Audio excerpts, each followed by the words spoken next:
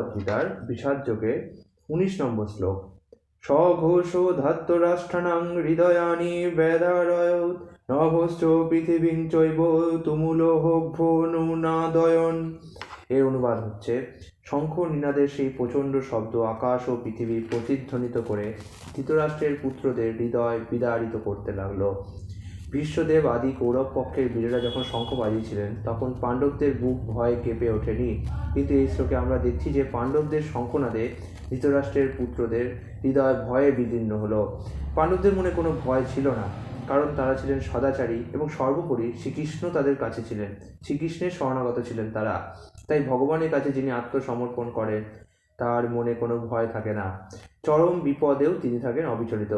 অনেক সময় আমরা এমন কোনো পাপ কার্য করি যখন আমাদের মন খচখচ করে। আপনারা খেয়াল করে দেখবেন, যখন কোনো কাজ আমরা করি, কিছু কিছু কাজ যেগুলো অন্যায় সেগুলো করার আগে আমাদের মনে খচখচ করে, কারণ আমাদের মনে সবসময় পরমেশ্বর রয়েছেন এবং তিনি আমাদের সতর্ক করে দেন যে কাজটি অন্যায় হচ্ছে।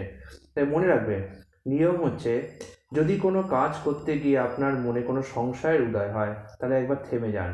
যদি সংশয় খুব তীব্র হয় এবং আপনি যদি মনে করেন কাজটি করা ভুল আছে, তাহলে মনে করবেন পরমেশ্বরই আপনাকে ইঙ্গিত দিচ্ছে, তাই কাজটি করা থেকে বিরত থাকুন। এইভাবে আপনারা অনেক সময় কোনো ভুল পদক্ষেপ নিতে, ভুল সিদ্ধান্ত থেকে, লোভ কাম ক্রোধ থেকে বেরিয়ে আসতে পারবেন। সর্বোপরি যদি আপনারা শ্রীকৃষ্ণের শরণাগত হন তাহলে তো আপনারা যে কোনো বিপদ থেকেই মুক্ত থাকবেন। একবার শরণাগত হয়েই দেখুন না।